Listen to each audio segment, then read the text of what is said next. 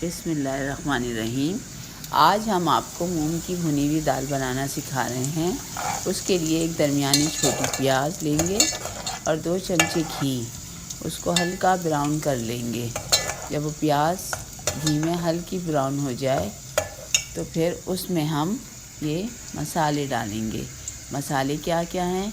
पिसी हुई लाल मिर्चें 2 चमचे, हल्दी 1 चमचा, नमक हस्बे ज़ायक़ा, ये दो तीन बड़ी इलायचियाँ, 4-5 लौंगे और 3-4 काली मिर्चें और 1 चमचा लहसुन का। और ये सब जब प्याज ब्राउन हो जाए तो ये सारा मसाला इसमें डाल दें, थोड़ा सा पानी डाल दें। जब ये भुन जाए थोड़ा सा और घी ऊपर आने लगे तो फिर 1 पाव दाल जो हमने अलग से भिगो कर रखी हुई है वो हम इसमें डाल देंगे, इसमें शामिल कर देंगे। वो दाल हम इसमें, जब ये मसाला भुन जाएगा फिर हमने जो अलग से दाल भिगो के रखी हुई है वो हम इसमें शामिल कर देंगे।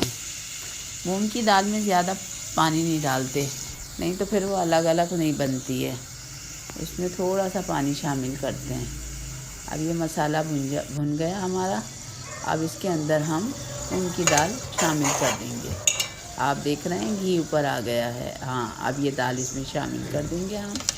हाँ, और थोड़ा सा पानी भी शामिल कर देंगे, थोड़ा सा बिल्कुल।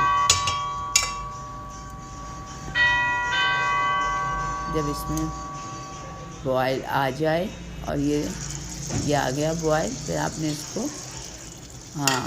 इसको कपड़े का दम देना है। देखा आपने, इसका पानी कुचक हो गया सारा, बिल्कुल थोड़ा सा डालेंगे जब ये अलग अलग पकेगी दाल खिली खिली।